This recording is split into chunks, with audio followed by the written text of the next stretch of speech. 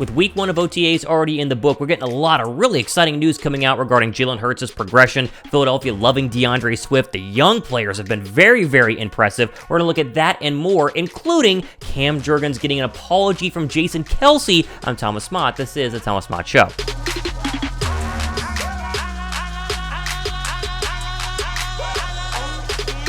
What's up, guys? Thomas Mott here. Welcome to the Thomas Mott Show on a Monday, back from vacation and in with a lot of stuff happening around Eagles OTA stuff. Let's start with some smaller observations, interesting pieces here, and then move into some bigger nuggets, including Jalen Hurts. First, though, via The Athletic, Zech McPherson might be changing positions, and I'm all for this whole idea. Listen to this, quote, 2 nominal position changes to note. The most significant is the move of Zech McPherson inside as a nickel corner, where he worked during 7-on-7 drills with the first and second team defenses. McPherson has mostly played on the outside during his first 2 seasons in the league, while remaining on the sideline because of good health starting cornerbacks. Cornerback is perhaps the deepest position on this roster, so showcasing his ability to play inside will help the 2021 fourth round pick earn his way back onto the roster. Now, McPherson played a lot of slot in college, but was bounced outside because Philadelphia historically was thin at the cornerback slot, and now that they're very, very strong, you think Greedy Williams, Darius Slay, James Bradbury, it's obviously a ton of young guys there as well. We talked about some of the undrafted free agents as well.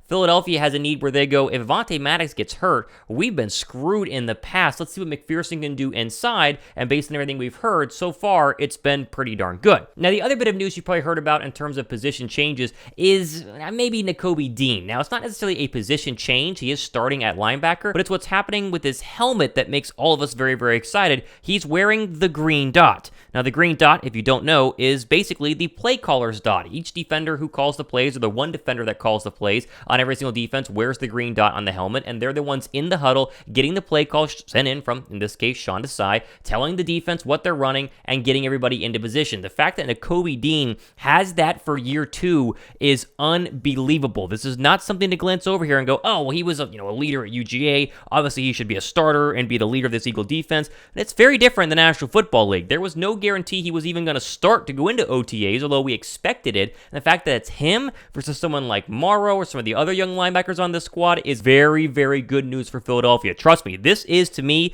the best news out of everything. If you have Nakobe Dean playing at an elite level or a really good starter quality caliber linebacker, and this year's 2023 season, Philadelphia's defense, which is already loaded, is going to be very, very good. Now, moving over here to some Grant Calcaterra news from OTAs, there's some beat writers saying, according to Philadelphia Eagle News, Grant Calcaterra has bulked up quite a bit. He will be asked to catch passes and block right like Stoll has. He has a chance to carve out a role on this team, end quote. And again, there's some pictures that are showcasing, it looks like Calcaterra has bulked up quite a bit. He was a little bit thin, not to say he was undersized, but more of a college body, now getting into a National Football League body. I'm very excited about him. I know people talked about drafting a tight end, maybe with the 30th overall draft pick this year's draft in a later round. I thought Calcaterra has incredible, more physical. It's very, very good news because, yes, you need to catch passes as a tight end, but in the Eagle run, zone run offense, you'll be able to block as well. Something Dallas Goedert is very underrated for because he is fantastic at doing that. Okay, I want to move over here to another young player who obviously is looking better in year 2, and that has to be Reed Blakenship. Reed Blakenship has been looking fantastic, and he's been with the starters so far at OTAs. They've been rotating them in there, but your starters have been Terrell Edmunds and Reed Blakenship, and he was asked about really what's going on in terms of, what to expect going into year 2, and he said, quote, nothing has changed. I love the game. I'm going to play it as long as my body allows me to. Rent is due every week, and that's what the Eagles head coach Nick Sirianni talks about, no matter what position you're in.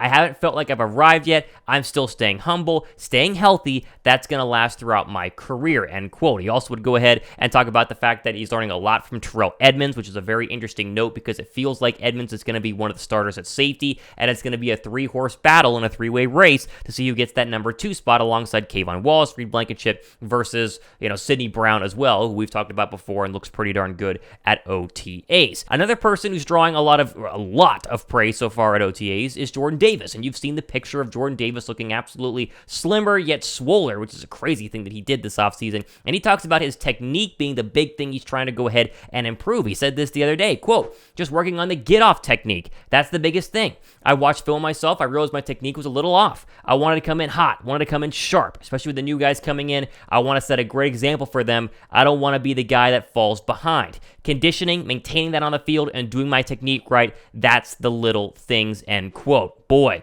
Again, you're hearing a lot of great things coming out of OTAs, and it is OTAs. We're not going to sit back and say that, oh, well, the Eagles are going to win the Super Bowl because they look good in OTAs. No, but the fact that Jordan Davis, first-round draft pick, he could have just kind of coasted into year 2, said, we got Cox, we got Jalen Carter, Milton Williams, and we did a lot of work in the defensive line. I'll show up on first and second round and do my job, and then just kind of collect my paycheck. No, he's worked on his technique. He watched film of himself. He thought he was slow. He thought he was a little bit too big. He needed to slim down, get faster, better conditioning. He's done all of that, and again, very good news for Philadelphia. I love seeing and hearing that from the year 2 starter who might be really in for a massive year in Jordan Davis. Now, someone who is going to have a really big leap year, I think, is Jalen Hurts. And it's not just me. Jeremy Fowler was on ESPN's Get Up just the other day, and he said this quote about not only DeAndre Swift, but what they've seen in Jalen Hurts. Listen to this. Kevin, I'm hearing that the Eagles are really excited about the acquisition of running back DeAndre Swift from a pass-catching standpoint. This is a player who in Detroit could get you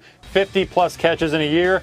Eagles running backs did not have a player with more than 23 catches a year ago. So expect some designed, easier throws out of the backfield for Jalen Hurts.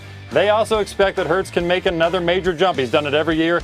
They believe he can be one of those elite, precision-type pocket passers. Better.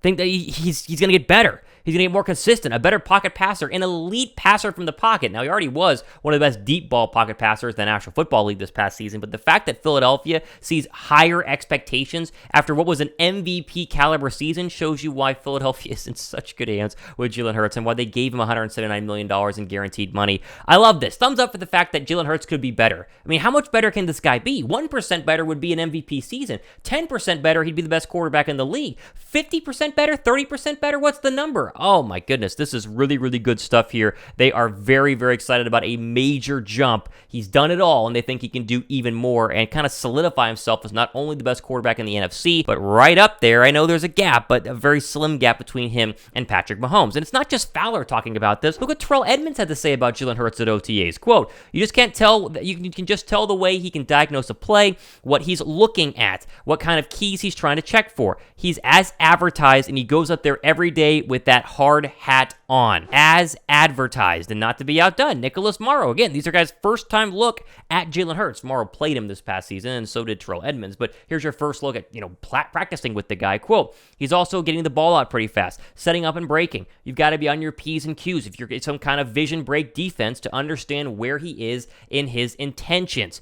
The new players are very impressed, and I am more impressed by the fact that Jalen Hurts continues to be better and better and better, and that is great news for everyone involved in Philadelphia. What's also great news is the fact that Philadelphia is not going to have a Madden curse this year because the rumor is basically all but confirmed. The new Madden 24 cover athlete is Bills quarterback Josh Allen. Now, Bills quarterback Josh Allen was not as good as Jalen Hurts this past year. He accounted for 17 turnovers, and Jalen Hurts had barely any. And, of course, Hurts only lost 2 games, one of which was the Super Bowl, or I should say 3 games, because 2 were regular season, 1 was the Super Bowl. Either way, this is good news. I'm not a superstitious guy. I'm not a cursed guy, but the Madden thing is, to me, just not worth it. And I love Madden. I still play it, but I'm fine with Allen being on the cover here. Jalen Hurts will eventually be on the cover, probably the cover of next year, but the fact they dodged this bullet is very good news in my opinion. Okay, final story here. I want to move over to Cam Jurgens and Jason Kelce. A fun little tidbit here when Jurgens was at the podium this past week talking about the fact that Jason Kelce didn't retire, and basically Kelce said he had to go out and apologize to Cam Jurgens for coming back another year. Quote, yeah, I'm sorry, I'm coming back for another year. And then Jurgens responded with, dude, you know me nothing. And he said he's done so much for me already. I'm pumped he's back. You can't have a better guy in the locker room, a locker room guy, a team leader than that, end quote. And so Jurgens, again, no hard feelings here. And he didn't think that he would have any hard feelings, but funny that Kelce went back and apologized because it seemed like it was all but certain that Kelce was going to retire until Philadelphia lost the Super Bowl. Now, Jurgens is in a very tough battle for the right guard position alongside Tyler Steen, the rookie out of Alabama, but it's interesting that Jurgens is going back and watching the film from Isaac Seumalo, the former right guard of Philadelphia, to try to get ready for that position. That's a very open battle. People are saying Steen's going to win it because of his size. Listen to this from Cam Jurgens. Quote, Isaac is awesome to watch film of. When he first got here, you see him going into the extra tight end position before he started here. He's very athletic. Does a lot of really great things with his feet. He's really quick and how he moves. I've been watching him a lot. And of course, he goes on to say he just watches film every day of what those guys do and how Isaac handled himself and how he handled just different, all of his footwork. You don't have to have the same footwork for every block, and people do things differently. It's cool getting to see that and still go in and still be an athlete at right guard like I can be at center, end quote. And so the basic story of today's show is this is a motivated football team. This is a football team that's working. This is a football team that's done a very good job of drafting the past couple of years, but then drafting competition as well. Think of the right guard spot with Cam Jurgens and Tyler Steen. Think of the linebacker spot with Nakobe Dean and Nicholas Morrow. Think of the safety spot. Think of the cornerback spot now. Avonte Maddox has got to battle Zech McPherson. I mean, there are so many open position battles, and yet this team has no holes. It has no flaws. It's looking really, really good. And the fact that second and third year guys are stepping up is really, really good news for Philadelphia and a great way to start a Monday as we continue to keep an eye on what Philadelphia is doing over the next couple of days and weeks. I'm back. I'm going to be back, for the foreseeable future. I'm not going anywhere anytime soon. And so if you like the show, sure to give it a thumbs up and subscribe. Got a Wednesday live link with Josh Davis coming up on Wednesday as well, so be sure to stay tuned for that. I'm Thomas Mott, back from vacation. Had a great time in Ireland and Scotland and London and Paris. French Open, had a blast. But good to be back here with you inside the studio. Plenty more stuff happening the next couple of days and weeks. I'm Thomas Mott. This has been The Thomas Mott Show.